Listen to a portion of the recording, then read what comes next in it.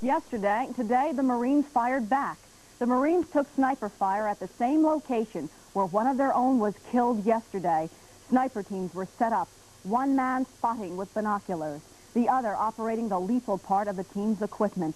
Today, no U.S. Marines were killed or injured. The tables were turned. Confirmed kills this morning. 4? 4. You killed 4? Our snipers did, yes. 10 others were injured. The attacks were blamed on the Palestinians. Meanwhile, Lebanon's ceasefire committee has agreed to ask for Greek and Italian observers to police the truce. In Bremerhaven, West Germany, a march intended to... They returned that fire in a gunfight that lasted about 40 minutes. There were no American casualties, but 2 French soldiers were wounded today.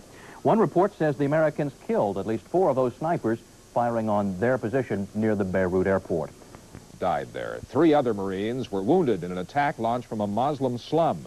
Since being sent to Lebanon a year ago as part of that multinational peacekeeping force, 6 Marines have been killed, more than 50 have been wounded. To see just how... The dead Marine has been identified as Captain Michael Oler of Huntington, New York. Oler becomes the 7th Marine attached to the peacekeeping force to die in Lebanon in the last year. The 5 injured Marines are reported today to be in stable condition. Marines are deployed. A Marine convoy drove to an outpost and picked up the body of Captain Michael Oler. He was killed yesterday. 5 other Marines were wounded. Killed in that area. There are now fears that the new violence could torpedo the peace talks that are set to begin later this week. Vic Aiken tonight on the latest attacks. Amal militiamen in Beirut suburbs attacked Lebanese army positions today. The militiamen had come under artillery fire from the Lebanese army. The positions that were hit had been used to attack U.S. Marines over the past weekend. The militiamen responded with heavy machine gun fire and rocket-propelled grenades. Other Amal fighters near the airport set up new bunkers and fighting holes. They also moved mobile artillery into the area near the Lebanese Scientific University, the home of Alpha Company of the Marines, which has come under heavy attacks during the past 24 hours. The Marine killed at Alpha Company yesterday was put on a truck and taken to the airport. Marines along the airport perimeter say they expect attacks on them to intensify as a result of the fighting between the Lebanese army and the Amal militiamen. An authoritative military source here says the Lebanese army fired on the militia at the direct request of the Marines. Marines at Charlie Company, which also came under fire recently, were busy reinforcing their bunkers and foxholes. Across this open ground, Amal fighters raised the flag of their militia and moved into buildings in the area. The Marines say they are ready and will return fire, but they will not take any offensive action. That, they say, is not part of their mandate as peacekeepers. Vic Aiken, NBC News, Beirut. Car bomb as they patrolled south of Beirut.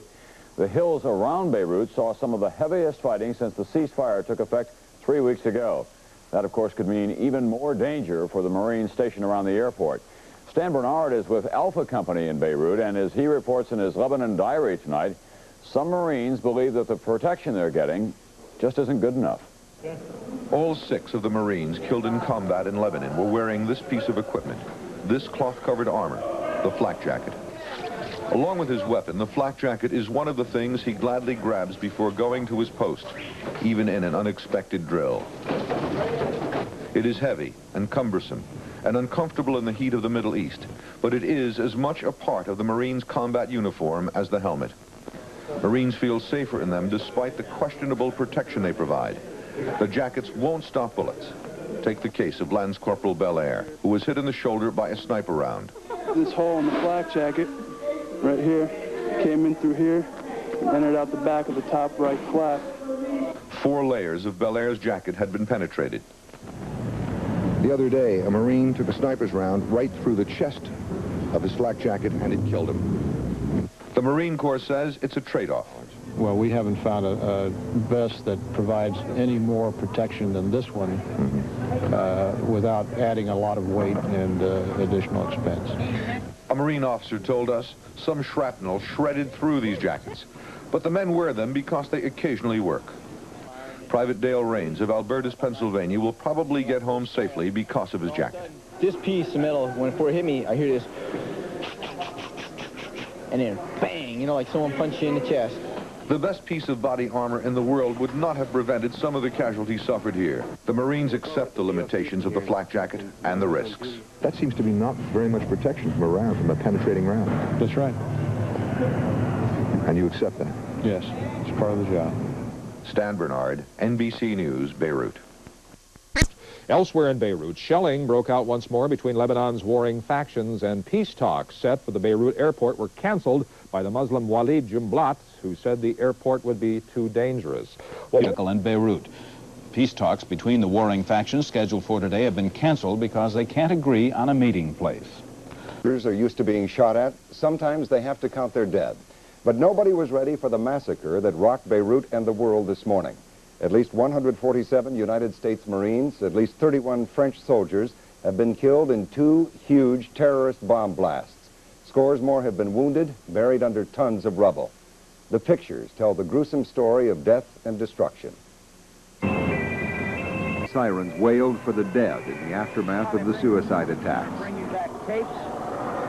This used to be the Marine headquarters near Beirut Airport.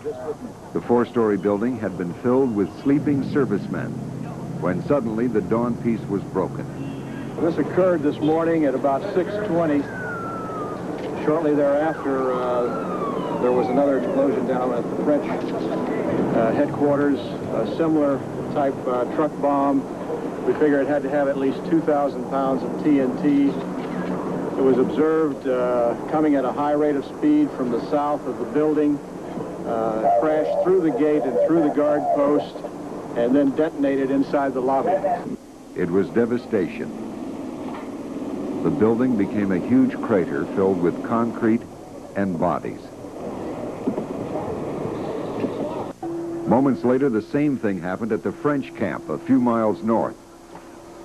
Soldiers, many of them wearing only blood-soaked underwear, tried to dig their buddies out. Cries for help could be heard even hours later.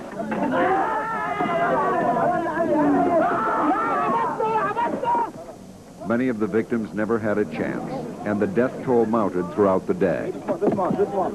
For others, help arrived just too late. The rubble was simply too heavy. But some did survive. They were evacuated by helicopter to military hospitals in Italy and West Germany. Back at the scene, the men of the 24th Marine Amphibious Unit continued the search for victims, but hope faded that they'd find anyone alive. Outside their post, the ground was littered with memories, letters from back home, pictures of loved ones. Memories were all that remained. There are reports tonight that a previously unknown group calling itself the Islamic Revolutionary Government is claiming responsibility for the attacks. Meanwhile, Marines used picks and shovels to dig through the still smoldering ruins. Personal effects were found scattered about: wallets, clothing, letters from home. But the Marines have given up hope of finding anyone else still alive under the tons of rubble. As the day wore on, more bodies were recovered and removed one by one. Some were badly mutilated by the blast. That and the fact that personnel records were also destroyed will hinder the identification process. The 4-story barracks was pulverized when a truck loaded with 2,000 pounds of explosives tore through steel gates and checkpoints on the Beirut Airport Road and crashed into the building's lobby. As many as 300 servicemen were in their bunks when the explosion occurred. Some who escaped with minor wounds helped look for their buddies beneath the rubble. Others appeared to be in a state of shock. The Marines who suffered more serious injuries were airlifted to American military hospitals in West Germany and Italy. Some flew aboard planes that also carried the bodies of those who did not escape, men for whom replacements are already en route to Lebanon. Tim O'Donnell, ABC News. The death toll kept going up today as body after body was pulled from the mass of concrete and steel. The Marines who were killed or wounded had been in Lebanon since June, and they were to be sent home by Thanksgiving. 36 of the wounded Marines were sent to military hospitals in West Germany. This afternoon, an Air Force spokesman says 5 of the Marines are in critical condition at an Army hospital near Frankfurt. 33 other wounded Marines are being treated at U.S. and British bases in Italy and in Cyprus. Named 32. And meanwhile, those Marines wounded in the blast are being taken to various military hospitals throughout Europe. Early this morning, 2,300 Marines left Camp Lejeune, North Carolina, their destination, Beirut. And on news... Are in a city that is full of them. One new horror piled upon all the other Beirut atrocities. This time it wasn't the Lebanese who suffered. This time it was us, our guys. Yesterday's kids from Texas and Illinois and California, Marines and sailors who'd come over here to try to do some good, because this wasn't training, this was it. They had just 26 days and a wake-up, as they call it, before they were going home. It was Sunday dawn, sack time. A big Mercedes dump truck crashed through a couple of gates and into the foyer of the barracks. The driver and everything else went up in the blast of a ton of high explosive. Lance Corporal Robert Calhoun of San Antonio was on the roof. We got up, and as soon as we stepped off, there was like, you hear about 1,000 people, it seemed like, screaming, help me, God help me. The Marine Corps is a small town. Everybody knows everybody. And today, as if their community had been ravaged by some natural calamity, the Marines were tearing the rubble apart, hoping this friend or that one might still be alive. But this disaster was man-made, the work of some fanatic. The best guess, and it's only a guess, is that it was somebody from a leftist radical group. Major Bob Jordan, who's been a Marine 30 years, surveyed the rubble today, wondering what a lot of Americans were wondering. How could it happen? He answered his own question. The guy's willing to pay the price. That kind of a mission, he's got a pretty good chance of success. Hindsight, yeah, there were things we can do, but with our mission, there's no way we can have a 100% guarantee. The Marines had a companion in sorrow today. French President Francois Mitterrand visited them after seeing the French contingent. Another truck bomb yesterday killed a number of French soldiers. Life went on today in the rest of Beirut as if nothing had happened down the road. Not that Beirut didn't care, just that it's become accustomed to tragedy. And the U.S. Marines have become just one more faction here, along with the Druze and the Christians and all the others. And the Marines cannot understand why. After all, they'd come here to help. You could see the confusion, the despair, the agony on their faces. Of course, they'll stay until somebody tells them different. They've been the always faithful instrument of American foreign policy for 200 years, and they've had more than their share of nasty jobs. What's so awful about this job is that, as every Marine knows, what happened here yesterday could happen tomorrow. The Marines came here as peacekeepers. Instead, they've become victims. It was nothing personal. Tennyson would have understood it. Theirs not to reason why, theirs but to do and die. Richard Threlkeld, ABC News, Beirut. 2 Marines were wounded, the first American casualty since last Sunday's truck bombing. At the base, digging continues for bodies of men still missing and feared dead from the explosion. Vic Aiken reports on the tightened security there. 2 amphibious troop carriers now guard the route the bomber used for his suicide run. At the main entrance to the Marine base, an armed heavy truck blocks the route and cars are thoroughly checked before being allowed in. The 2 lanes of the main airport road closest to the Marines have also been blocked. 45-gallon drums filled with concrete and an earthen barricade. Lebanese Army armored cars and troops have also been moved into position. Marine sharpshooters cover the roads from rooftops and behind sandbagged positions. Marine jeep patrols within the perimeter have also been increased. However, Marines in the center of the compound still carry unloaded weapons. Airline and airport personnel use this area, and the unloaded weapons order is designed to avoid accidents. Vic Aiken, NBC News, Beirut. We interrupt our regular program schedule to bring you a special report from ABC News. Here now, Peter Jennings. Good evening. There has been, as you know, an American attack on Libya. The attack is described to us as huge. Many targets in various parts of the country, which is about twice the size of Texas. BBC Radio in Britain, monitoring Radio Libya, says one of the targets hit was Colonel Gaddafi's home and that some of his family members may have been injured. There were many American aircraft involved, and the president is going to explain. My fellow Americans, at 7 o'clock this evening, Eastern Time, air and naval forces of the United States launched a series of strikes against the headquarters, terrorist facilities, and military assets that support Muammar Gaddafi's subversive activities. The attacks were concentrated and carefully targeted to minimize casualties among the Libyan people, with whom we have no quarrel. From initial reports, our forces have succeeded in their mission. Several weeks ago in New Orleans, I warned Colonel Gaddafi we would hold his regime accountable for any new terrorist attacks launched against American citizens. More recently, I made it clear we would respond as soon as we determined conclusively who was responsible for such attacks. On April 5th, in West Berlin, a terrorist bomb exploded in a nightclub frequented by American servicemen. Sergeant Kenneth Ford and a young Turkish woman were killed, and 230 others were wounded, among them some 50 American military personnel. This monstrous brutality is but the latest act in Colonel Gaddafi's reign of terror. The evidence is now conclusive that the terrorist bombing of La Belle Discotheque was planned and executed under the direct orders of the Libyan regime. On March 25th, more than a week before the attack, orders were sent from Tripoli to the Libyan People's Bureau in East Berlin to conduct a terrorist attack against Americans to cause maximum and indiscriminate casualties. Libya's agents then planted the bomb. On April 4th, the People's Bureau alerted Tripoli that the attack would be carried out the following morning. The next day, they reported back to Tripoli on the great success of their mission. Our evidence is direct, it is precise, it is irrefutable. We have solid evidence about other attacks Gaddafi has planned against the United States installations and diplomats and even American tourists. Thanks to close cooperation with our friends, some of these have been prevented.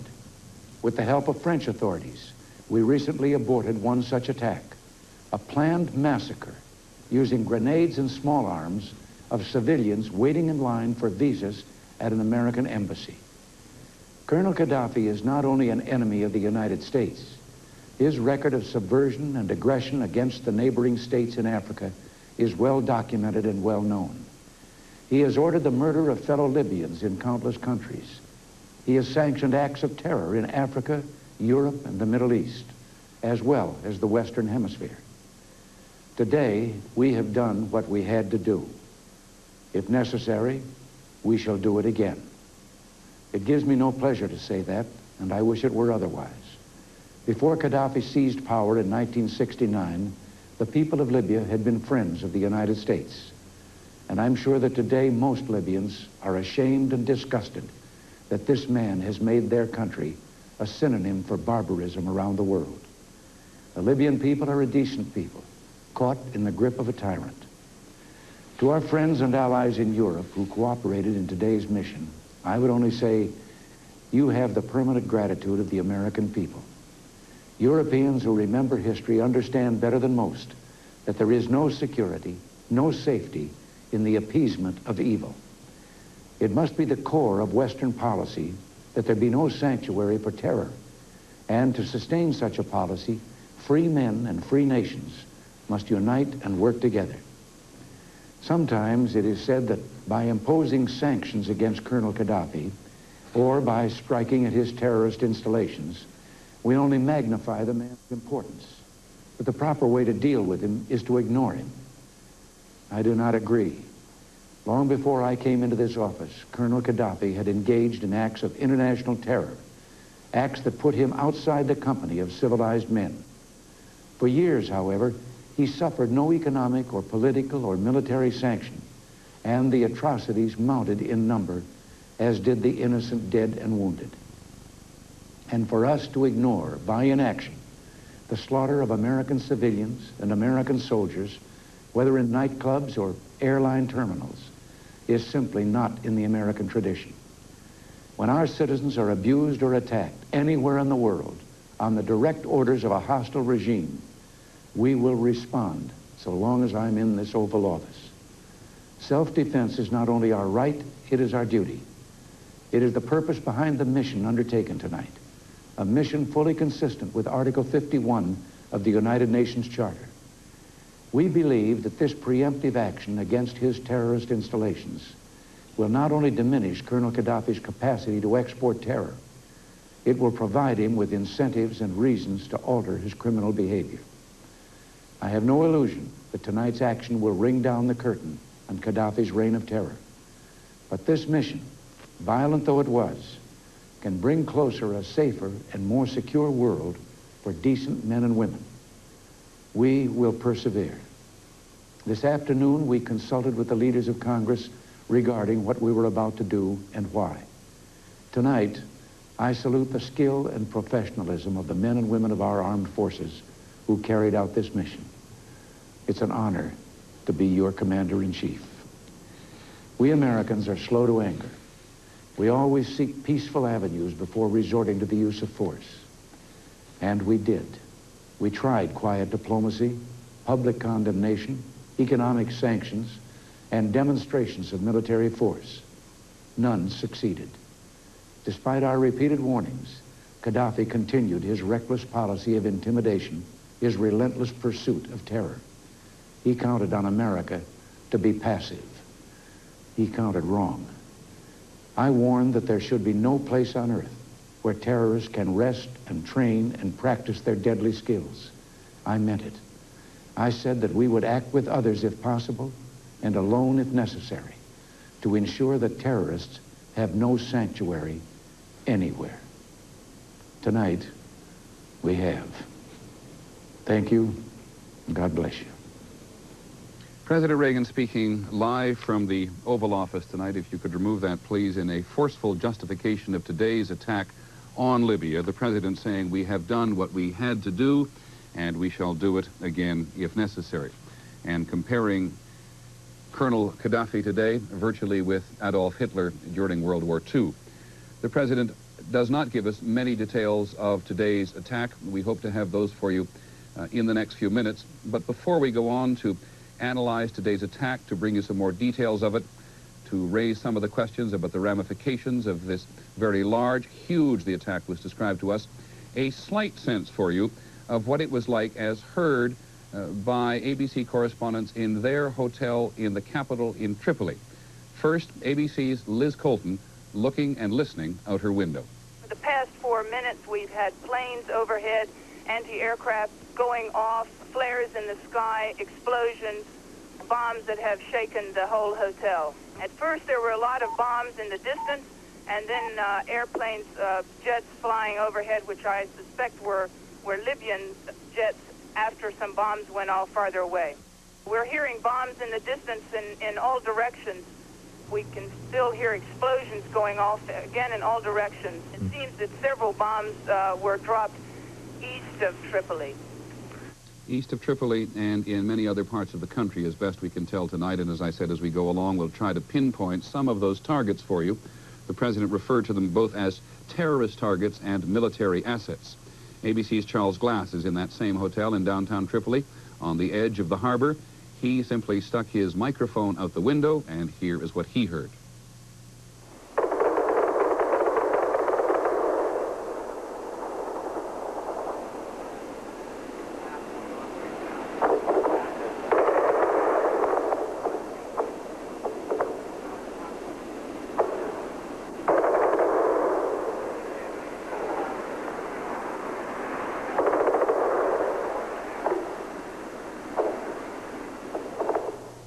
ABC's Charles Glass. What you hear out that window sounds very much to our ear like small arms fire and may simply have been an expression ineffective by people on the ground in the capital itself firing at American aircraft, which Liz Colton and Charles Glass told us made at least a couple of passes over the airport.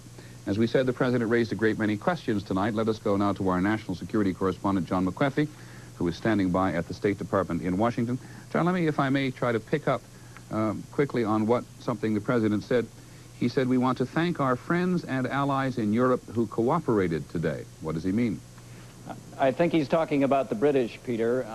The United States used not only carrier-based aircraft tonight, but they also used F-111 aircraft, which are based in Great Britain. The United States has had a very touchy sort of relationship over the idea of using bases in Britain to attack other countries. The British apparently bowed in this particular instance and said, okay, you can use our bases, and the U.S. in fact did. John, just before we go on with you, please stand by for 1 second. I want to tell people a couple of things. The Libyans, by the way, have said according to the BBC monitoring service at Caversham in Britain, that the Libyans are claiming that 3 American aircraft were shot down.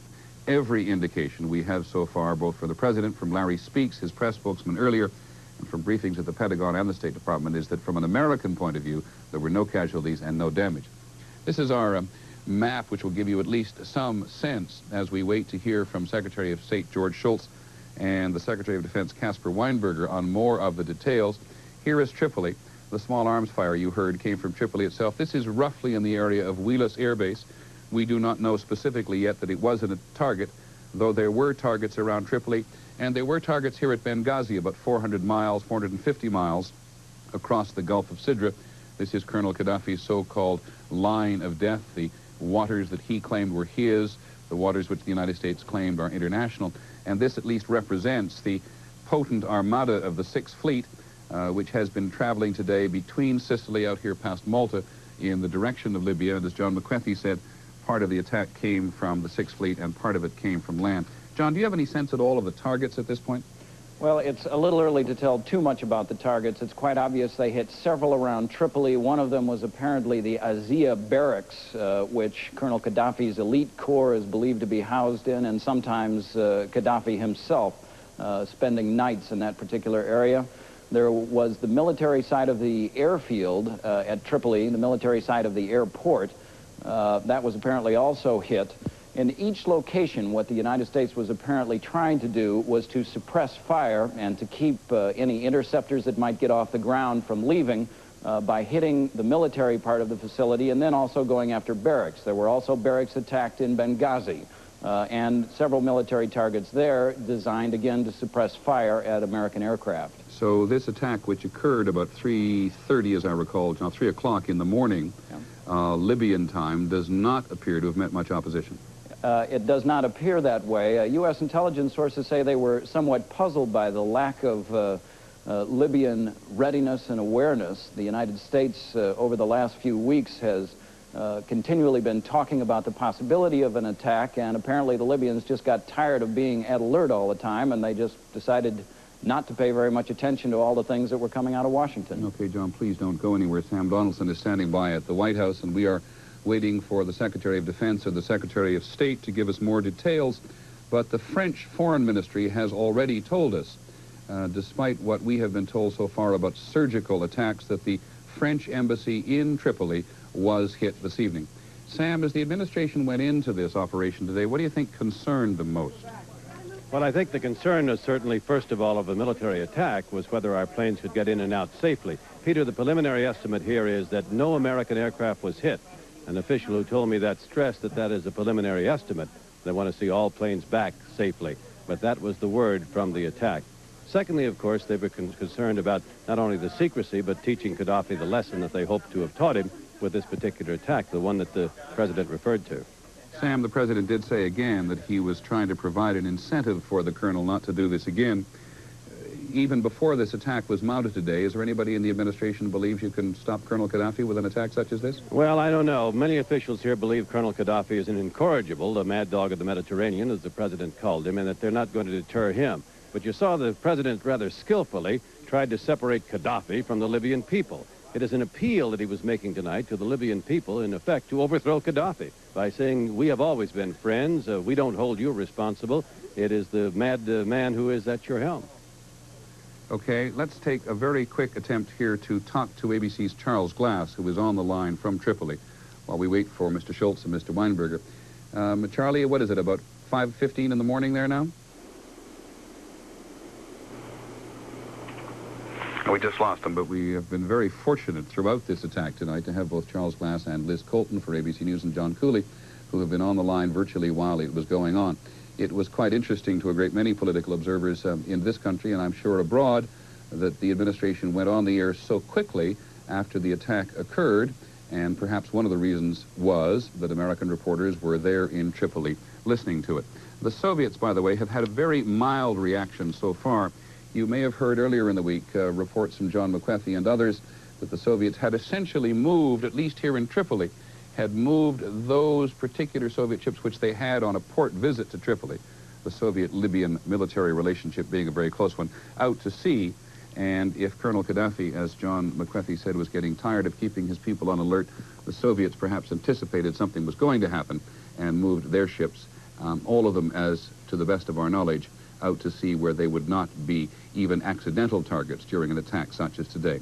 Here at the White House this evening, Secretary of State Schultz and the Secretary of Defense Caspar Weinberger, who are going to fill us in, we hope, with more details. The President has just described an act of self-defense on the part of the United States. The action was proportionate to the sustained, clear, continuing, and widespread use of terror against Americans and others by Gaddafi's Libya. As the President said, we must remember, and of course Europeans particularly remember, that tolerance or appeasement of aggression has historically brought more aggression. In Gaddafi's case, what we have seen over a period of years and escalating in recent months is a continuing increase in the use of terror. So this is not a question of something that we have done being countered by something he has done and so on. It has been an escalation by Gaddafi that has called forward this act of self-defense on the part of the United States. So under these circumstances, the President decided that it was time to act, and he did. Secretary Weinberger will describe more precisely what the action was.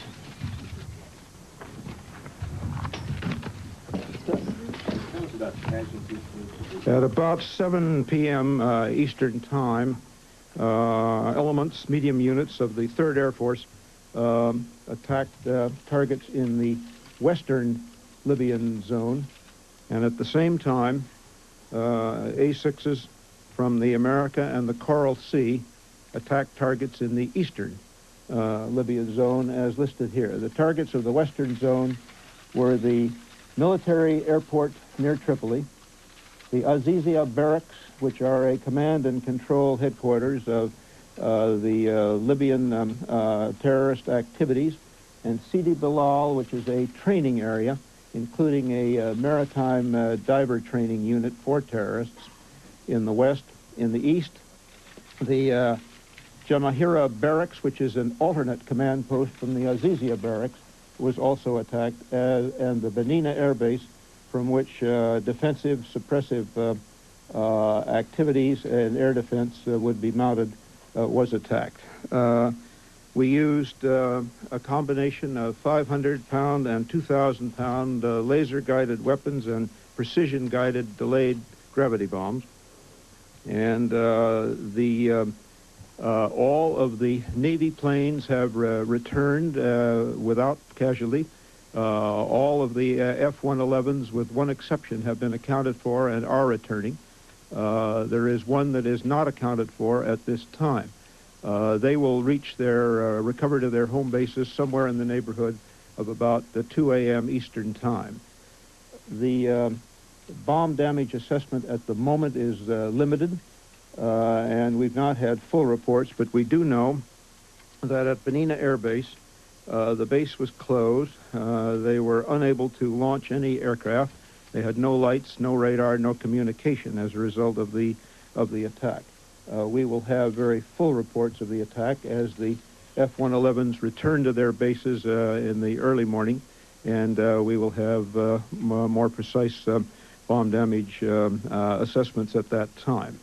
The attack was carried out precisely as planned, and it was, as the President said, evidence of very great skill, both navigational as well as the organization of the attack, which was a difficult one from the professional point of view, and done with a great effectiveness. And we should have the full reports of the bomb damage assessment at that time. All of the targets were terrorist-related, And the criteria for selecting the targets was that they would be, had a full terrorist connection, that we would minimize any collateral damage from civilian or other facilities nearby, that we would have full consideration for the safety of the pilots as a major consideration, and that they would be good night targets in the sense that they had good outlines that could be reflected on the radar and not mistaken for other targets. Was there an effort, sir, to get Gaddafi personally? No, there was not. Family had been injured. There was, we don't know anything about those reports. They're from the Libyan radio. Mr. Secretary, do you think you killed? We have no idea that we killed anybody. Mr. Secretary, do you believe that that F-111 was shot down? We don't have any indication to the fact at all. It's simply not accounted for at this time. What other than it having been shot down, what other explanation could there be for not hearing? Well, there are any one of a number of explanations. It could have radio trouble. It could be going to another base because of the radio trouble. It could have had an internal problem, an internal explosion, but there's no indication that there was it went down or it was the victim of any enemy fire or anything of the kind. There was also a report, sir, that you hit part of the French embassy in Libya. You know anything about that? No, that would be, I think, virtually impossible, yes. Approve the F-111s taking off from British soil? I'm sorry? Mrs. Thatcher approved the F-111s taking off from British soil? Yes, permission was granted. Can you tell us, sir, when the decision was made to proceed with this operation? Over a considerable period of time as the evidence mounted and as the discussions were held. Mr. Secretary, the number of aircraft involved. I'm sorry? Could you give us the number of aircraft Yes, involved? there were about 18 F-111s initially that were planned for, and there were about 15 A6s and 7s, and supporting aircraft in addition to that in the form of tankers, the E-2Cs, the fighter cover, and various other missions that were flown at the same time. A very considerable number. I don't have the exact total. Could you put up the other chart? This is the route that was followed by the F-111s from the bases in England at Mendenhall and Lakenheath and Upper Hayford, and the tankers followed along down there, and they went through that as a total of about 2,800 nautical miles. Was the Soviet Union told in advance? Can you say if there was any permanent damage intended or likely to be inflicted by this, or is this really just a temporary? Not at this, not on this scale. There was certainly no slight suggestion that it was any gesture of any kind. It was intended to do exactly as Secretary Schultz and the President said. Was the Soviet Union informed? They were informed, but George, you want to handle the time? The Soviet Union was told that we had conclusive evidence of Libyan involvement in terrorist activity, including the Berlin bombing. At the time of the military operation, that is, as it was taking place, the Soviet chargé here, the senior Soviet in Washington, was called in and told of the operation. He was told why, he was told of our evidence, and he was told that this action was directed against Libyan terrorism and was in no way directed against the Soviet Union. Mr. Secretary, to what extent do you think this settles the score with Libya, sir?